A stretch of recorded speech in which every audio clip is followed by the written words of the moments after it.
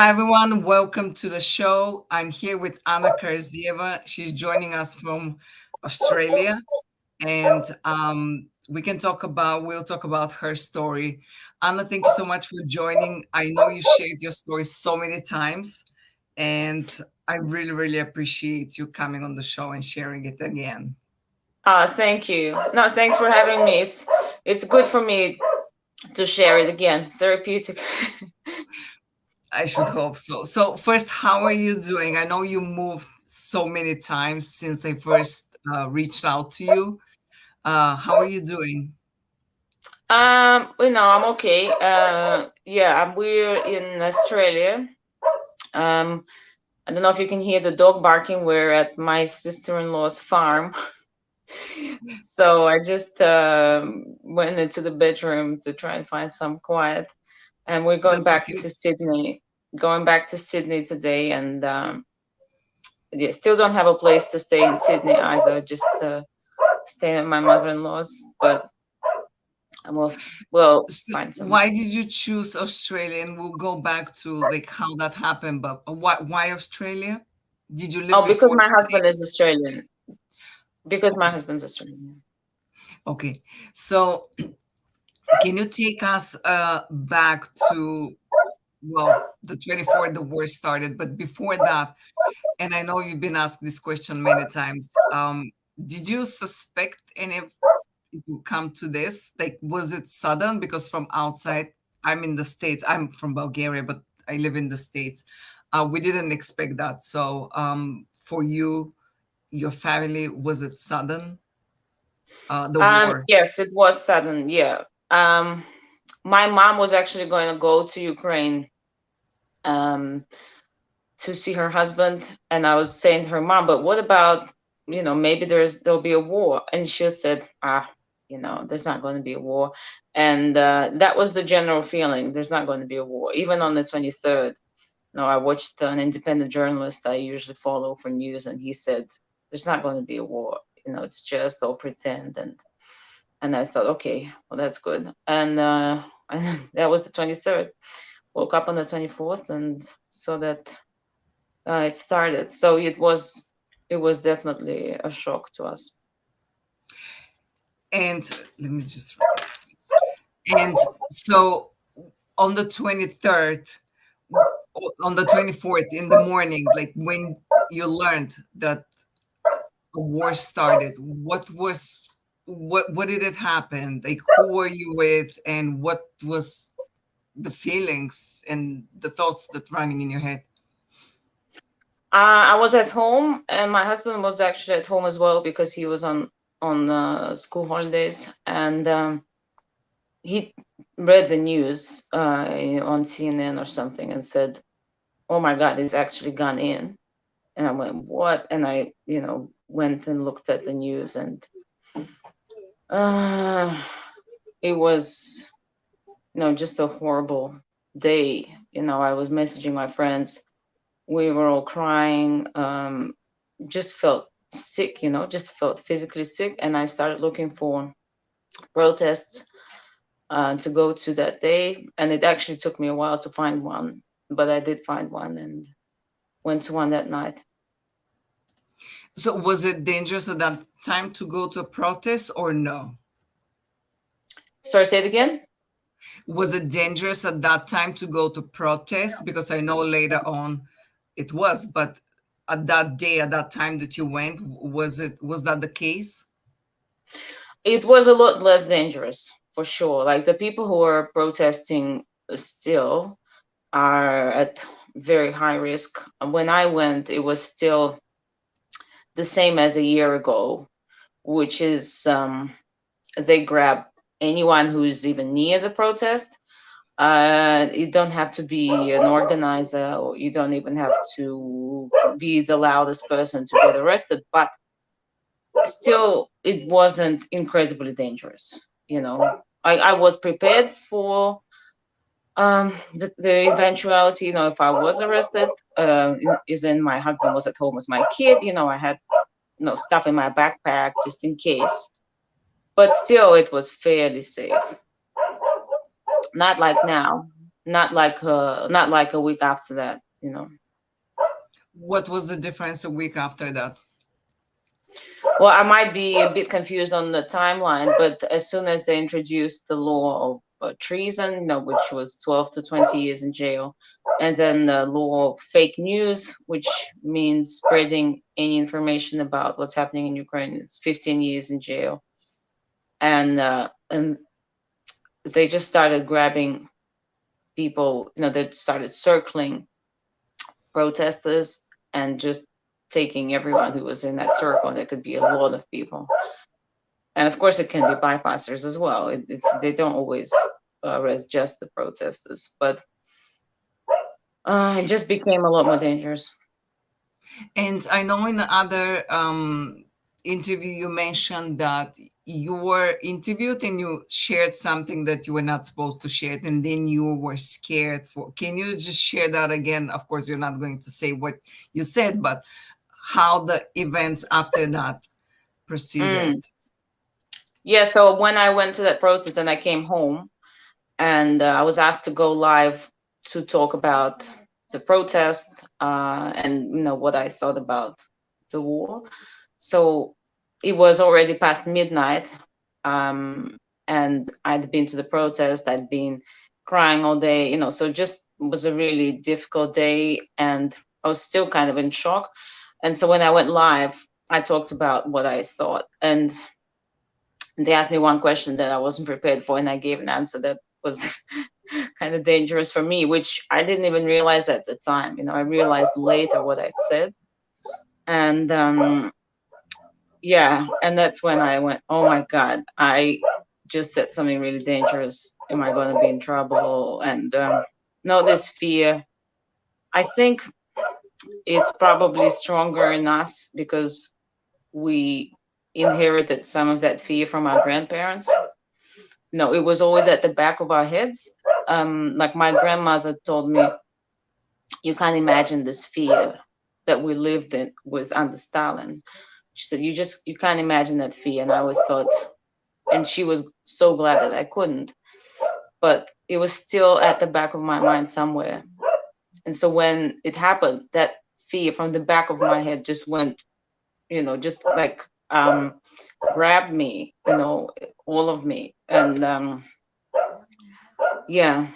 And I was shocked that history could repeat itself like that. And so, were you expecting someone to come? What were you expecting that might happen?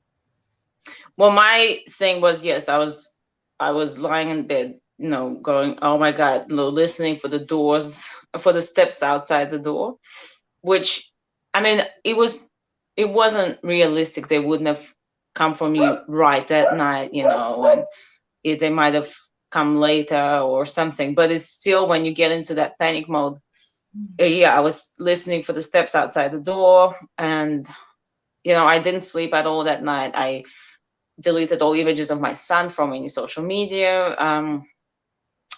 I yeah, and I the next morning when I was taking my kid to kindergarten, I was looking out, and I thought, should I even take him? You know, should I tell the teachers not to take him for a walk? You know, just went into just this complete paranoia. And you know, I realized later, and my friends told me, like, they wouldn't come for your kid. You know, they would come to you if they had problems with you. They would come directly for you, not for your kid. But when you're in this mode of being very scared, you just you know, your mind just goes everywhere. So And was it at that time you decided that you wanted to leave? How that came about? I well, that night I was scheming how I would get to Finland, cross the border, you know, and I have friends in Finland as well. But no, at that time, a couple of days passed, and I thought, oh well, no, it's all right. No one's come for me. I'll be fine. And I wasn't planning to leave at that point. And I kept posting on Instagram and on Facebook, and it felt quite safe because lots of other people were doing it as well. Now my husband was like, "Why are you still being active in some way? You know, you just need to lay low." he was also very scared after that incident. And but I said, look, lots of other people are doing it as well. It's not like I'm the only person on Instagram who says what she thinks. And then once they introduced the laws of treason and fake news, I was still posting, but it started to feel dangerous. And also, what got to me was the talk of martial law, because they were talking about introducing martial law, and they said Piskov, and the Kremlin spokesman said, "Oh, it's all not true. We're not going to introduce it on the 5th." And he said the date as well specifically. And I thought, geez, if he said specifically that it's not going to be introduced on the 5th, that means it is. And I said, no, we need to get out. I knew I wasn't in immediate danger right away, but I also knew it was a matter of time. And again, I was going back in history, thinking of everyone who didn't leave, Germany in time, who didn't leave the Soviet Union in time. It's thinking, I have this knowledge of history. I need to use it to get out while I still can. And I realize now that I could have left a bit later, but also it was becoming more and more difficult to leave because it was harder to buy US dollars. And it felt like the ruble was going to keep dropping. And obviously, all we had was rubles. And it was hard to book flights.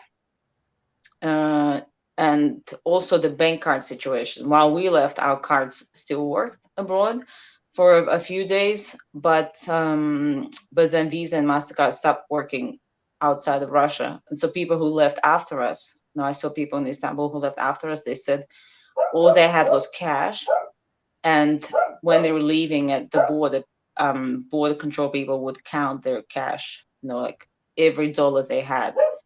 So You cannot bring past certain amount of cash on the yeah, border. you can only bring under $10,000. Okay. And I saw on the news, I'm not sure which date was that, but the lines were huge for the ATMs. People were taking cash. So probably that was the case when you were leaving or the days Well, before. yeah. When I was leaving, yeah, I saw my friends posting from the center of Moscow saying we can't exchange rubles to get USD, or we can't get money out. But where I was in that part of town, I got money out quite easily, and I was able to exchange some at a horrible rate, of course. Mhm. Half what I would have got before. But we were leaving, so we needed to have some money on us, and we knew that bank cards weren't going to work for much longer. And yeah, we got to Istanbul, and I said to my husband, "While our cards still work, let's go and buy a bunch of groceries." So we were moving Yeah. hotels and apartments with bags of groceries as well. And so let's just a little back when the treason law and the fake news, and then if they introduce the martial law, what would that look like? And especially for you, what would have the consequences be Yeah, I for didn't you? even know what martial law really entailed, and I was Googling it. And my fear was that they would close the borders.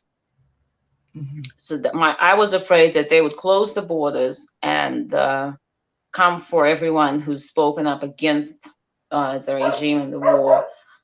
Maybe a bit later, So maybe they would, finish the war first, then come for us, or first come for the most vocal ones.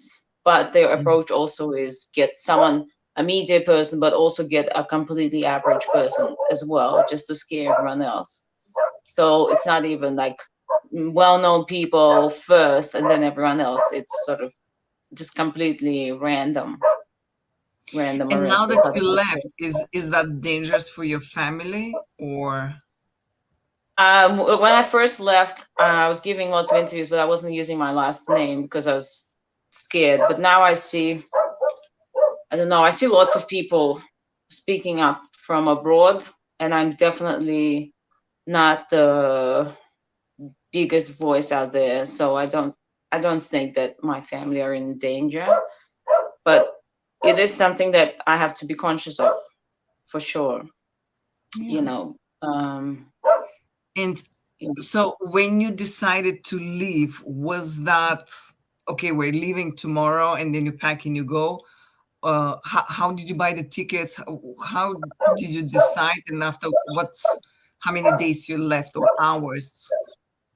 so yeah, it was a Thursday, I think, and on Saturday we were going to get together to mark 1 year since my grandmother died, which was actually on Friday.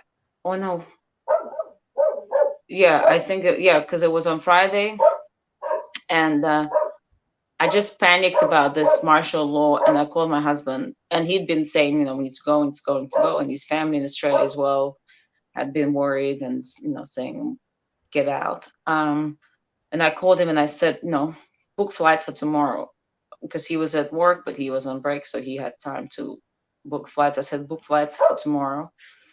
I was running around, still, you know, preparing some stuff for the renovations of our new apartment, which is in Moscow. And he went and booked flights to Istanbul. Actually, his mom ended up paying for them because they were ridiculously expensive. Um, and and they were for 24 hours from when I called him. So I then called my mom and said, we're leaving tomorrow. And she said, no, okay. She was upset, of course, but we got, And she's there. she's in Moscow, and she's well aware of what's happening, but she said, look, you're not in danger right away. It's okay. Um, but And why Istanbul? why Istanbul? Well, originally I was thinking of Georgia, because we lived there for 4 years before, and we have friends there, so I thought maybe Georgia. But then I got news of border checks being really strict, because you cross the border. There are no direct flights from Moscow to Tbilisi, but you can fly to the south of Russia, of the Kafkas, and then cross the border by foot or by taxi. And but someone said that their phone was checked for 40 minutes at the border, and it was really bad. And then I knew that so many Russians had already gone to Georgia, and the mood wasn't great, towards Russians, because all of a sudden there was just this 25,000 people arrived, and I I knew that it was going to be a tense environment. So I saw a friend went to Istanbul, and those are the flights that my husband was able to get, and so we just said, okay, Istanbul, and I don't need a visa as well. And you both don't need a visa for Istanbul, for Turkey. No, no, No. no, no, we don't need a visa for Turkey. Yeah, and that's a big factor because Russians need visas Yeah. for most places. And you mentioned their phones were checked when somebody was crossing to Georgia. In what way? Why were they checking phones? They check phones to see, what you think, basically what your thoughts are on events. They check your phones to read your messages with friends, subscriptions, Instagram subscriptions, Telegram subscriptions, Facebook, what you've posted. So this guy said that, the guard took 40 minutes. And so since everyone leaving, all of my friends who've left have said they deleted everything from their phones. I deleted everything from my phone, but they didn't check phones. Like when I was leaving, they didn't look at my phone. They just asked me, where are you going? Why are you going? For how long? How much money have you got? But I just answered quickly, said, oh, I'm just going for a week, just going for a holiday. And they didn't check. They didn't look at my return flights. But I have friends who were leaving for good, who were booking return flights just so that it would Yeah. look like they were going on holidays. And you And booked one also, way. yes, because they were so expensive. But Yeah. people were booking really expensive flights, with sort of the last of their money, and booking return flights just so they would look like they were going on holidays. And some of these people hadn't even done anything, hadn't gone to protest, hadn't been vocal, but everyone is just so scared. That's what it got to. And so they were checking the phones for, I mean, to see if you're supporting the regime or if you're against it. And Mm-hmm. um, approximately, what was the price of the tickets? I know you mentioned in another interview close to a monthly salary or weekly. Yeah, yeah. I won't be able to do the rate now, the conversion, because the I need to know exactly what the dollar was at Yeah. that point. But it was 400,000 rubles, which before the war was $6,000 or something. Wow. Um, yeah, it's a one-way flight. It's sort of a One budget person. airline. One-way flights, Moscow, St. Petersburg, Istanbul. So not even handy flights, not great times or anything. And so in Yeah. Istanbul, when you went, you had to change few places, right? Or you went to stay with friends. Where did you go? We booked a hotel for the first 2 nights, but I was waiting for my Australian visa, and I thought, well, no, we thought it wouldn't take very long. We thought, okay, maybe it would just take a few days, and so we booked for 2 nights. Then we booked somewhere else for 4 nights, but also we booked a hotel, an apartment. And when we got there, they said, "Oh no, it's actually booked." And then we booked another hotel, and when we got there, they said, "No, it's actually booked." They said there's so many Russians in town, that everything is booked up. Later, we realized that there were places, just needed to look further. But we didn't have working cards. So it's very hard to book something on booking.com or Airbnb if you don't have a card that works. And that's the situation that all the Russians were in Istanbul, are in Istanbul. You don't have a card. How do you book anything? Yeah, so we eventually figured it out, thanks to our Australian family, figured out how to do it. But it was a matter of spending hours on booking.com, like we spent 2 hours at night and 3 hours the following morning. Uh, just the bank, PayPal, Airbnb, you know, just step by step, trying to get to a point where we can actually book somewhere. Mhm. And yeah, so then because of my visa, we didn't book for a long time. And when we realized that we were going to stay longer, that place was already booked for the following dates. So we had to find somewhere else. Yeah. And now you're finally in Australia. And are you mentioned you're in your mother-in-law's place, so you're waiting for your place, for to find a place? We have three little things to figure out, which is childcare for our son, jobs for us, and a place to live. And they're all connected with each other because Sydney is such a big city, and we don't have a car, obviously. So to get around, we need to be somewhere accessible to public transport. No, our son's childcare needs to be nearby, but it costs money. So in order to start childcare, we need to find a job, and that job also needs to be somewhere where we can travel to. So the place needs to be handy to those places. And apparently, it's hard to find places to stay. Actually, right now, the rental market is kind of difficult. So yeah, so we need to figure that out. But I know I've just a few days recovered from jet lag and everything, and now it's down to figuring this out. Are you still in that state like of disbelief, or I'm sure things happened quickly? You mentioned you were going to renovate your place in Moscow. You did not expect any of that, and all of a sudden you are across the globe trying to figure out your life, Mm, and you're mm. not alone. You have a little child.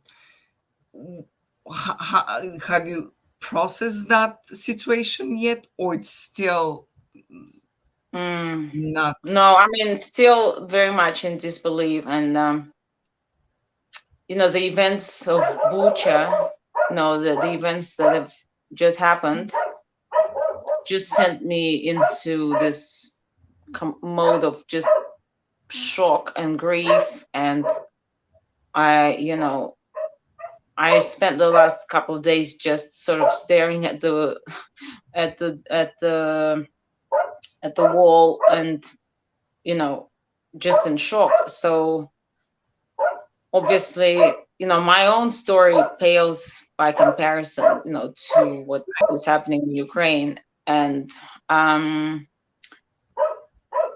so, yeah, I'm definitely still in shock and in disbelief. And it's in Istanbul, I was surrounded by people who were going through the same thing, which made it easier. And here, I'm sort of the only one. But I did meet someone on the plane who's also just moving here from Kiev, actually, but a Russian girl. So I'll see her soon. And some people who understand what's happening. I mean, I know that Australians understand what's happening, but it's more about feeling it. Like for me, it's everything. For them, it's just 10 minutes of the news, and kind of that's it, which is completely fair enough. I understand, but it is important to be in touch with those who are going through the same thing, because it's such a difficult, unusual, I don't know, just such a horrible thing to be going through. And uh, people who aren't in the midst of it might struggle to understand what we're actually feeling. And do you have Ukrainian family as well? Do you have a part of your family or someone that it's related to you that it's in Ukraine? My stepfather is in Ukraine. Yeah. And that must make the situation even more complicated and more difficult. Yeah, of course. I mean, luckily, where he is, things are relatively okay right now. But of course, I worry for my mom, for him, for his kids. My step brothers in Moscow. Yeah, and then And all of my friends in Ukraine, their parents. and this is now became even more decisive topic, but the two opinions, the supporting the regime and against the regime. Do you have friends or families who are in support of the regime, and how do you deal with that? Or I'm if you know actually very someone? fortunate. I'm very fortunate in the sense that none of my friends or family support the regime. Um, yeah, but I know that now it is a big thing. Most of my friends have either family or friends who support the regime. It's very widespread at the moment. I haven't, I've been vocal on social media, and I haven't received any messages from people saying you're wrong. But a lot of people do. Um, uh, yeah, I'm trying to figure out what I can do in the sense of speaking to people who do support the regime, and how to help them understand what's going on. I mean, I got one message on Instagram that said, "Oh, you don't know anything. Where have you been the past 8 years?" This is the most common question that they ask. And I was actually able, I think, to kind of get through to her, because I didn't attack her. I just said, let's agree on something, that murder is horrible, that it's horrible when people are killed. And she said, yes, I do agree. And I said, well, this is what's happening. Yeah, that should be. Um, Yeah. yeah. And mm, how do you see resolving? Well, I don't know even how to frame the question, but how do you see this ending? Uh, um, so I know that Putin wants to have a victory of some sorts by the 9th of May. Um, I mean, And I read I today read about it. the Mm, Ukrainization that mm. So I think, but I think they're focusing on Donbass now. So hopefully they'll leave the rest of Ukraine alone. But for Donbass, it's going to be horrible. And probably the regions near Donbass as well. I don't know. My And hope is that they will just realize that they've lost this war and just leave Ukraine. And if they will lie to the Russians to believe them, they will say we won, we've decided something, whatever. They'll come up with some lies, and because people believe everything they say, they'll just eat it up and be like, okay. So that's sort of my hope, that they will just realize that they've lost, and that there's nothing to be gained, that it's a horrible mistake. But I don't know. I think for Russia, and for sure, it's. I mean, yes, it's the for beginning of Russia, a horrible time. because after the war started, within 2 weeks, Russia went back 30 or more years, Hmm. I mean, economically and otherwise. So, what do you think it will take to recover? Uh, that will be many, many years. It's absolutely devastating what's happened in Russia, and at the moment, I don't see how it will improve. I mean, it would take a drastic change of regime uh, for things to be reversed. If it happens soon, it would probably be quite reversible. We would all go back to Russia, and businesses that had to close 2 days ago will be able to reopen, and it will still be doable. But if it keeps going for a long time, it will take a long time to rebuild. And the main thing is to get to that point where we can start rebuilding. And how many years it will take before that's possible, I don't know. Yeah. Do you ever plan to go back? You mentioned something that you might. I would love to go back. Yeah, as soon as it's possible. I mean, I Moscow is my favorite city in the world. I don't want to live Mm. anywhere else. I'm not here because I prefer Australia. If I wanted to live in Australia, I would have moved there 10 years ago. Because of my husband, I had the chance to. Um, but I want to live, in my city. Now our brand new apartment is sitting there. No, that's where my family are. That's my friends. I don't know. I Home. want to be It's there. home. Yeah. Mm. How was your life before that? I know you are historian, food historian, and you had a book, The Soviet Diet, and you were working on a second one. How was your life before that in Moscow?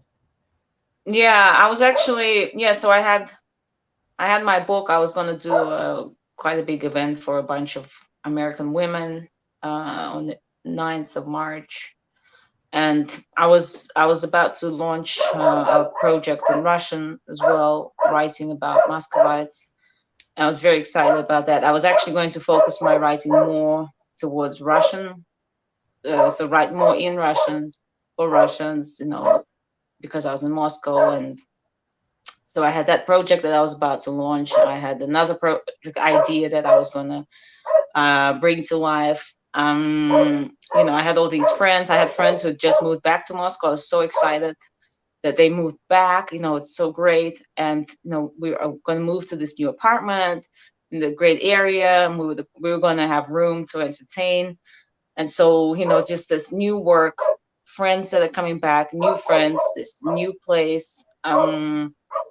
It was going to be a great time. It was going to be that finally, after 2 years of COVID, things were going to get back to normal, some sort of normal. I was really looking forward to that post-pandemic time. Because my grandmother died of COVID a year ago, and you know, it's been a difficult time, and I felt like, okay, things are going to look up now. Well, obviously they didn't. Life had other plans.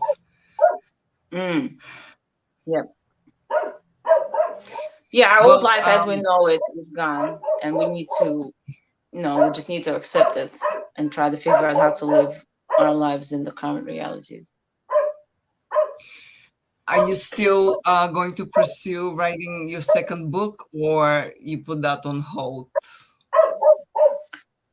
My second book was going to feature heavily my family history and my own life. Um, and like I said to my mom on the way to the airport, that I said my second book just got lots more interesting. In the sense of drawing parallels with what happened to the women in my family before me, and how it's affected my life, and now it just went to this whole new level, which for a writer is actually fascinating. For a person, not so great, but for a writer, fascinating. Um, so I still definitely plan on writing it, but I need to recover a little bit, because I'm not great right now. I need to recover, and I need to figure out what I'm doing for work, and and then what I'll start pitching, hopefully, and yeah. And Okay. hopefully the world will be still prepared to read something written by a Russian. Yeah. Well, thank you so much for your time and sharing again your story. I know it's not easy, and you shared it many times, and you relive again all the Oh no, thank emotions. I you. do really appreciate that. Just before we end, if someone wants to support and help, what do you think is the best way? I know now, did you launch the pierogi for Ukraine, or that's someone else I saw on Instagram? I know there's Oh, Cook for someone. Ukraine. Yeah, Uh, so Cook for Ukraine is a big thing. It was started by Alisa Timoshkin and Oli Hercules in London. Um, the event I'm doing on Friday, I was invited to do it by an American Jewish organization, and I'm not sure whether it's an open event or not. But I'm doing that on Friday, and I'm gonna do another one with a friend here in Australia on the 23rd. So I'll post information about it very soon.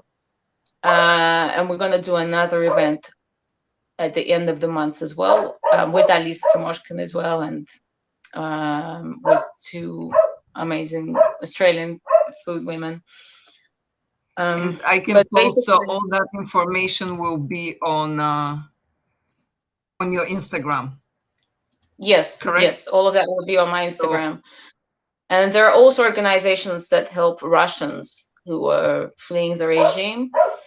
And actually, what I'll do is I will post them as well. I will probably post them on stories and then save them to help people, help Russians, who are fleeing. Because I've received a lot of messages of support from people saying, "How can we help?" Offering money, offering places to stay. It's been amazing actually to receive so much support. But I've always said, look, I'm okay, but there are other people who need help. So I will share links to those organizations who are helping. and I'm just sharing some comments from LinkedIn we have here, and because we're live Mm. on LinkedIn, Okay. yeah, and also YouTube. So this is again Anna's Instagram for everyone who wants to follow her, find out more about her, and of course the ways that you can help. And there are a lot of other. I mean, probably on Facebook. I'm not sure where. I'm mostly on Instagram, but there are a lot of places that you can find where you can support, especially from the States. Mm. It's mostly financial help, I'm assuming.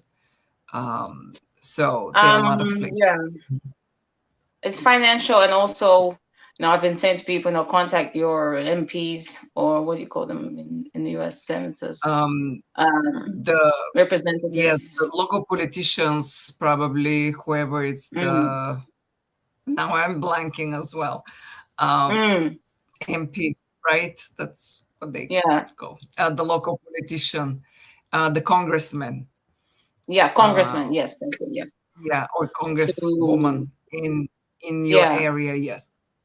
Mhm. yeah. Um, To help Ukraine, obviously, but to help Russians who fled. No, there's 500,000 of us already who have fled the regime, and we need to be able to go somewhere. Somewhere mhm. where we'll be allowed to stay and work. Right. Because, like you said, in many places you do need visa, and they're not Yeah, giving it right now. and some places, yes, are closing visas for Russians as sort of Yeah. sanctions, but it mainly hurts those who actually want to flee the regime. Right. Because Hmm. who are supporting the regime probably will stay there. Yeah, exactly. They'll not Yeah. even need the visa. Yeah. Hmm. Thank you so much, Anna, and I wish Thank you you. Thank you, good Lucia. luck, and of course, to settle and to move on. Well, move on probably is the wrong word, but to find To some move forward. stability. Yeah. Yeah, move Yeah. forward. Yeah. Thank you so much. Thank you. Bye for now. So thank you everyone for watching. Bye. Again, follow Anna on her Instagram, and we'll see you next time. Bye bye.